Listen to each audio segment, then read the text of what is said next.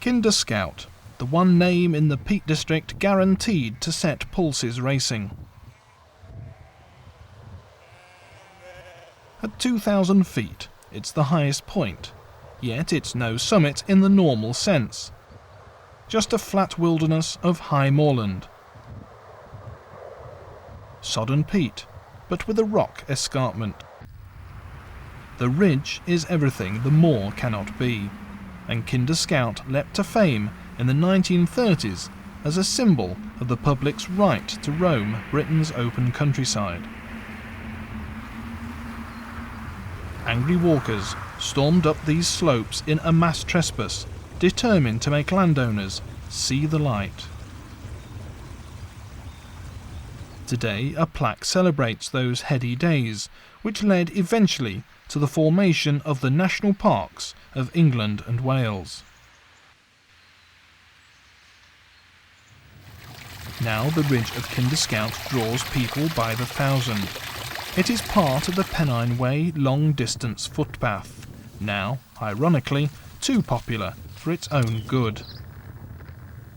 Slabs are helicoptered in to fight erosion of the soft, peaty moorland over these dark peak hills. But they cannot detract from the rugged beauty of the horseshoe escarpment embracing a reservoir, and this walk, from Hayfield on the west side, is the very best way of savouring both. It begins with a long climb east, through fields. The green arrows point downhill. It turns north, to rise steadily, staying below the ridge for a mile and a half. It comes up to meet the top path just before the downfall, continues round the edge and drops down into delightful William Clough, heading back by the reservoir shore. Like the mass trespass pioneers, the walk starts from Bowden Bridge, now the site of a car park about a mile north of Hayfield. Our walkers are Sheila and John. Leave the car park across the bridge, past the campsite entrance, and follow the road as it bends right, with a stream on the left. In a few hundred yards, at a junction, now with a stream on the right, take the middle track through the stone gateway. It brings you immediately to the grassy hillsides of Tunstead House Farm.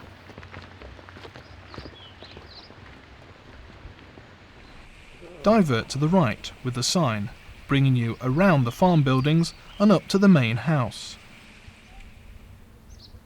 Your first big view is here over the gate of the wonderfully named Mount Famine. But don't delay. This walk is all about big panoramas, and there are fields to be climbed as you head east to the Kinder slopes of the National Trust. Ignore the more obvious footpath south-east, signposted to Edale Cross, and continue upwards to your second view. This is behind, back over Hayfield to Stockport and Greater Manchester. Up here, as you climb onwards, there are views in all directions, but just a little more effort is needed first. There are 3 large fields to cross from the signpost. And finally the great Kinder Ridge comes into view. A big, sweeping landscape showing the line of the walk. Now you know why you're up here. In the centre, your objective, the famous Kinder Downfall. Head on towards the forbidding mound of Kinderlow End. Look at it, appreciate it, but don't climb it. The route through the gateways skirts round to the left. The boundary of open country, where the grass becomes moorland. From here on, No quick escape routes if the weather turns awkward. A bridle path crosses in front of you. And here is the first of 2 key route finding points of this walk. It is neither up above the stile nor straight ahead in front. The path you want is midway between the two, just north of east. On the map, it's shown as a black dotted line curving north. It's slightly awkward to spot at the start, but very soon becomes a clear path.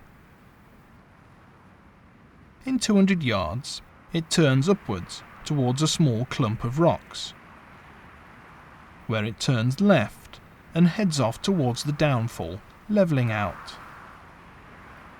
Now there is a delicious high-level path across the slope, climbing easily, just a couple of 100 yards below the ridge.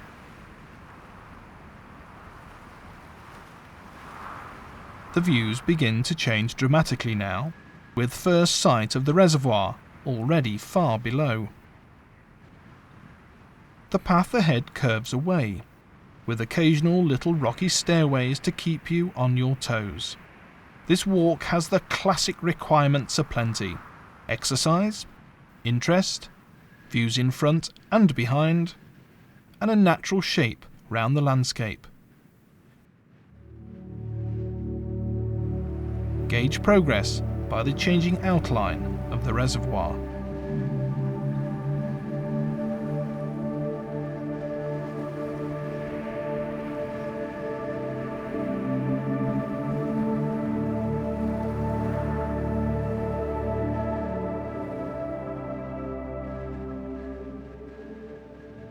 The second key route finding point is here, after a mile, at a sandy spot among a tumble of rocks. Look for 2 needle-shaped boulders slightly to the right above. Cross from the lower track up to them, and a new path will become clear.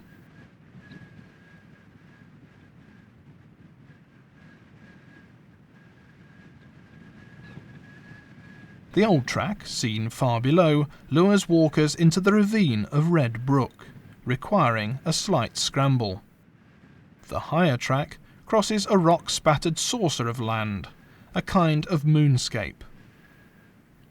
And you don't realise how close the ridge is until it almost hits you in the face, a highway to the downfall.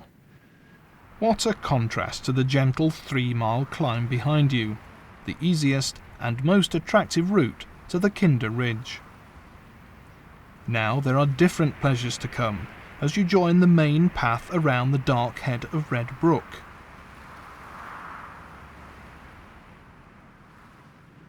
A delightful boulder hop all the way to the downfall.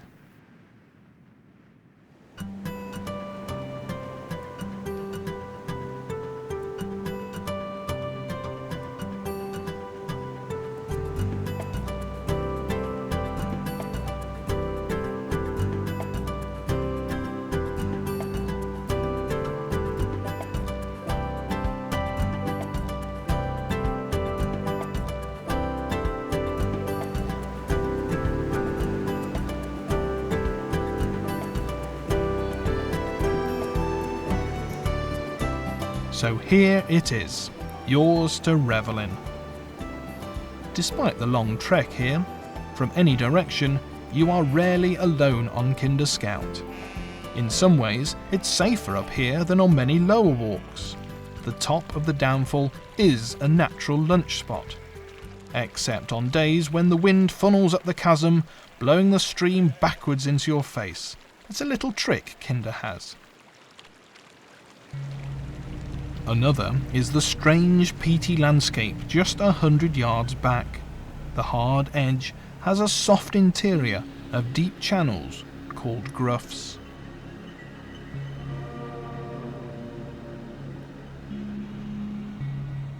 These groughs are the real danger of the dark peak.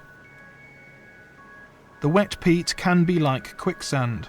To cross the moors needs care underfoot and sure navigation.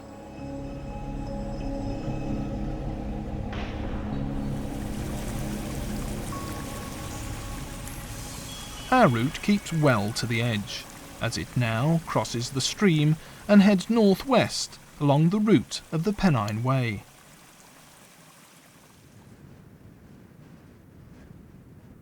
The ridge here is a paradise for rock lovers, especially those with a head for heights.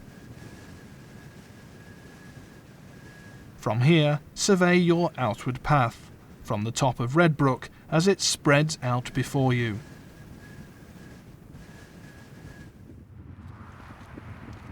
The path now is heading directly towards, wait for it, Manchester, less than 20 miles away.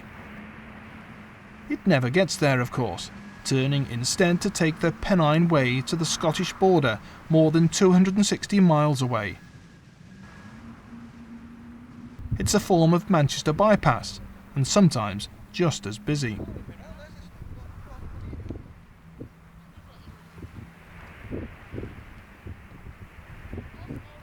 You are well round the reservoir now, and about to leave your lofty perch to head down to its shore. At the end of the ridge, 2 miles from the downfall, this steep staircase begins your 1,300-foot descent. A superbly renovated path. It may be hard on your legs, but it's far better than the muddy scree it replaced. Others do it differently.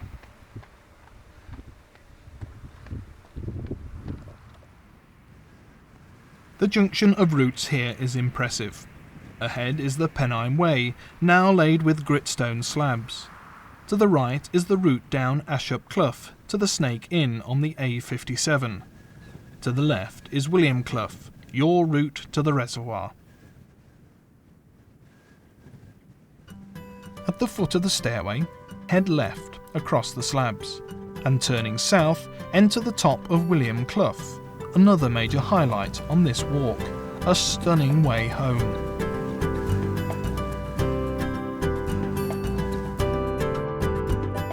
There's another stairway to negotiate before dropping into the ravine. You must be sure-footed, as the stony track brings you quickly down to earth, crossing and recrossing the stream up to 6 times.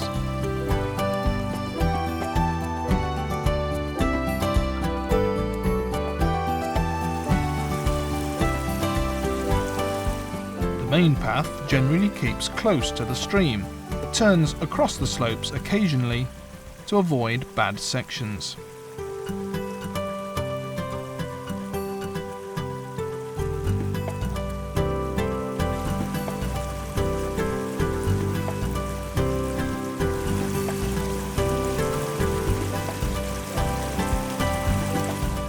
As the valley opens out, make sure you head for the lone tree below, ignoring the track up to the right. The reservoir is just around the corner. The track is flatter now, the grass is greener, the end of this finest of walks is in sight. Let the wall be your guide for the last stretch home to the road, and let gratitude fill your heart as you pass by these slopes that the trespassers of old turned into a battleground for the freedom of the hills.